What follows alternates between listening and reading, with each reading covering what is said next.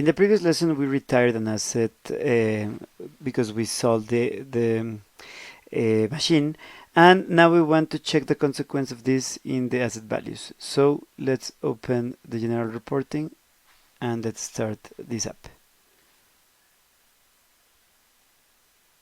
Okay, let's complete the ID and for the asset as well. Okay, so well, many things are to be shown here, but at first, and the first thing that comes to our attention is that in the transaction we have the retirement. So as you can see, one of the important things is the transaction type. Of course, it's 210, which means it was just a retirement with revenue. But then again, we have just what was considered to calculate this loss, because as you can see, because of this sale we are having a loss of 87,500 euros.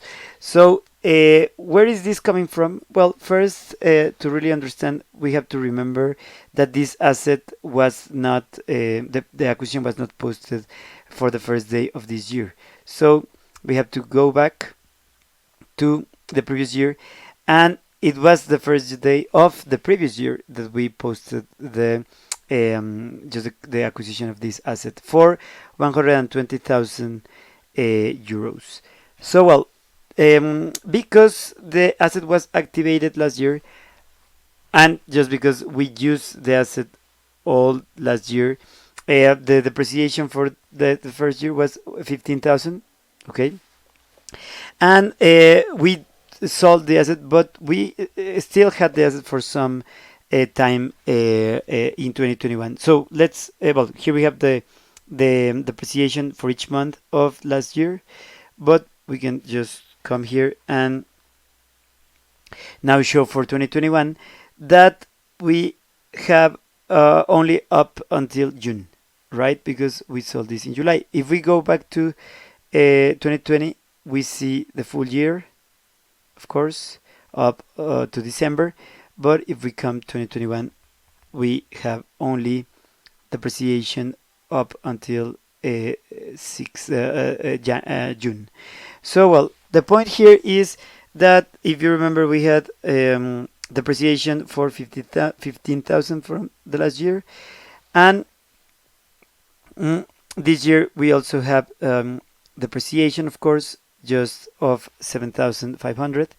So the total amount it's 22,500. And if we subtract that from the acquisition amount, we get the amount of about 97,000 euros with 500. 97,500 euros. But the point here is that we only have a loss of 87 with 500. Why? Well, because if you remember in the previous lesson, we sold the asset for 11,000 euros. 1,000 was just for the tax. So actually, we had like a gain just for that process of 10,000 euros. And the point is that the loss gets reduced, of course, because we like recovered 10,000 euros. So the loss is only for 87,000 with 500 euros. And well, interesting here, of course, many things, especially the depreciation, of course, also. But we just want to see if there was a consequence in the asset master record. And for this, of course, we will just display. And well, let's scroll down just a bit to get to the section here for the posting information section. And as you can see, this is really what's interesting. The deactivation date has been correctly set up as the first day of the next month. So well, now what's also important, of course, is from this point onwards, because it's already deactivated, it won't generate anything for the process of the depreciation, like monthly, and it has been correctly retired. So well, after we have seen this, we can just but we're now sure that everything was correctly done and posted, so we can just close it.